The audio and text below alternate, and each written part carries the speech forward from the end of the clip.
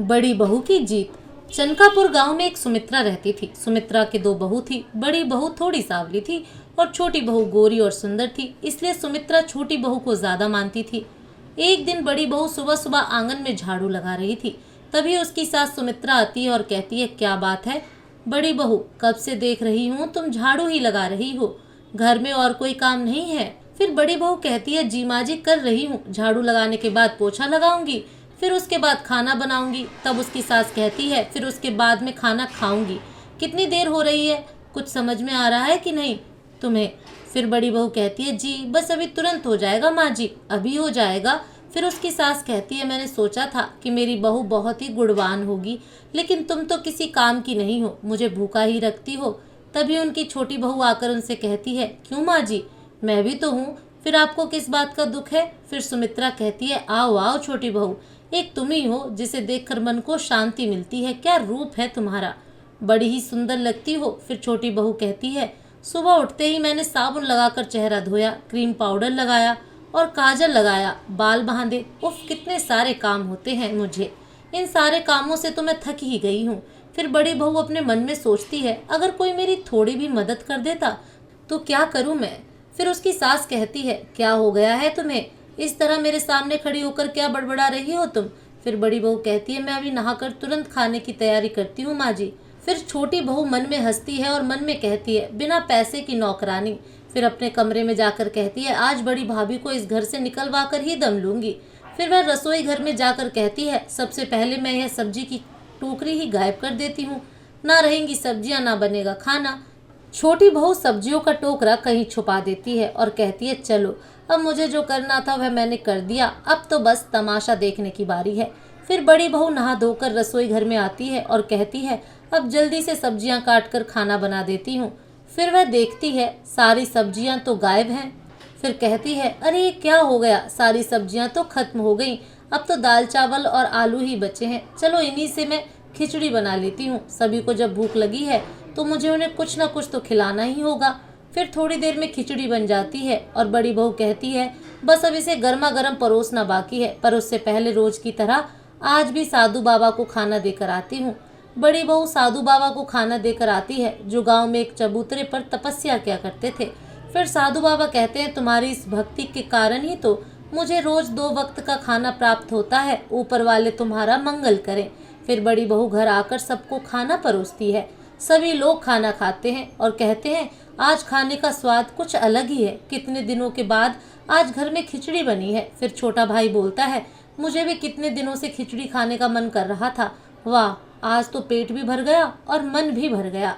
फिर छोटी बहू कहती है, अरे ये क्या, ये दाव तो गलत पड़ गया, मैंने सब्जी छिपाई लेकिन जो बचा हुआ था उसी से इसने खाना बना लिया। फिर उसकी सास कहती है, बड़ी बहू की चाहे जितनी बुराई कर लो, लेकिन उससे अच्छा खाना कोई बना ही नहीं सकता, समझे? फिर छोटी बहू कहती है, तुम्हें तो मैं सबक सिखा कर ही रहूंगी, इस खाने की वजह से ही तुम्हें इस घर से जाना पड़ेगा, आज का खाना खत्म करो, फिर मैं तुम्हें मजा चखाती हूँ। अगले दिन फिर बड़ी बहू खाना बनाती है और छोटी बहू उसके पीछे निगरानी रखती है कि कब मौका मिले और मैं खाना में कुछ मिला दूं। फिर बड़ी बहू खाना बनाते बनाते कहती है, ज़्यादा मसाले न डालते हुए हल्के मसाले में ही खाना बनाती हूँ, ताकि सभी लोग अच्छे से खाएंगे। छोटी बहू चुपके बकरी की आवाज़ निकालती है।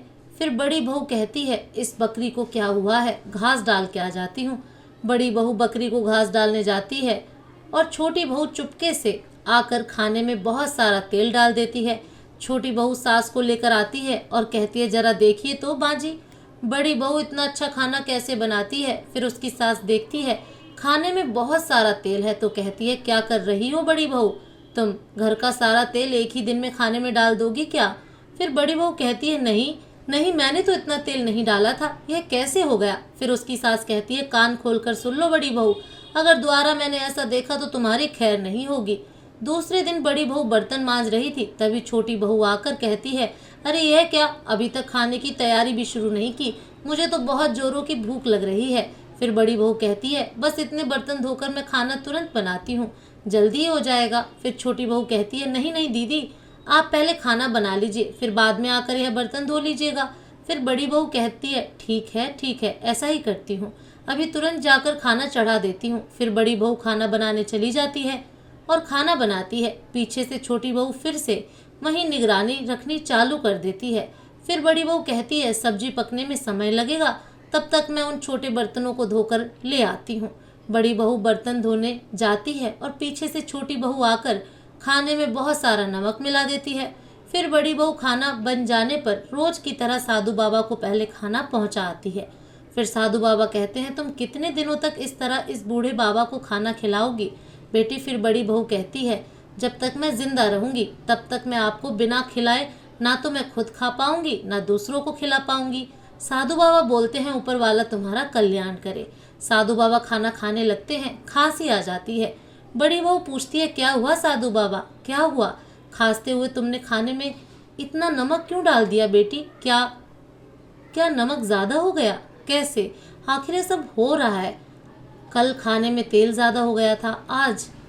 तभी साधु बाबा अपनी दृष्टि से देखते हैं कि छोटी बहू खाने में नमक डाल रही थी। तभी साधु बाबा एक कटोरी जादुई बड़ी देते हैं। यह लो बेटी, खाने में एक बड़ी डाल देना, तुम्हारे खाने का स्वाद अच्छा हो जाएगा। फिर वह बड़ी अपने खाने में डाल देती है। सब लोग साथ बैठकर खाना खा रहे होते हैं।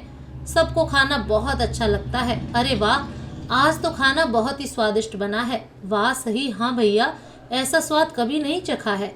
वाह, छोटी बहू सोचने लगती है क्या मैंने नमक नहीं डाला था? क्या कोई बात नहीं, कल इसके खाने को पूरी तरह से बर्बाद कर दूंगी। बड़ी बहू खाना बना रही थी। खाना तो लगभग बन ही चुका था। खाने लगाने की तैयारी करके जाती हूँ।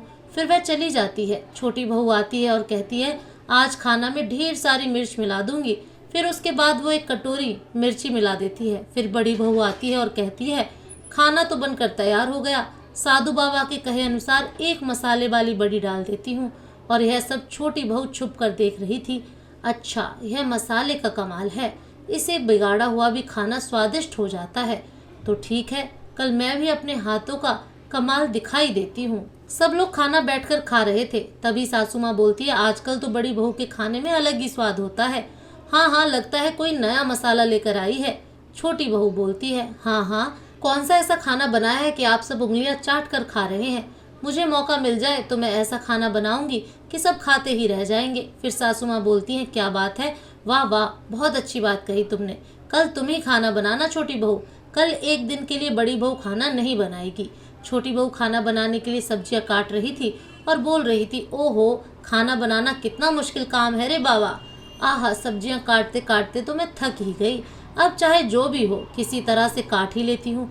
थोड़ा बहुत पकाकर उन जादुई बड़ियों को डालकर स्वाद आ जाएगा। खाना बनाने लगती है, उसमें एक बड़ी डालती है और कहती है बड़ी भाभी को तो खाना बनाना आता है, उनके लिए तो एक बड़ी काफी हो जाती होगी, लेकिन मुझे तो बिल्कुल ही नहीं आता, इसलिए 10-15 मसाला बड़ी डाल ही देती हूँ।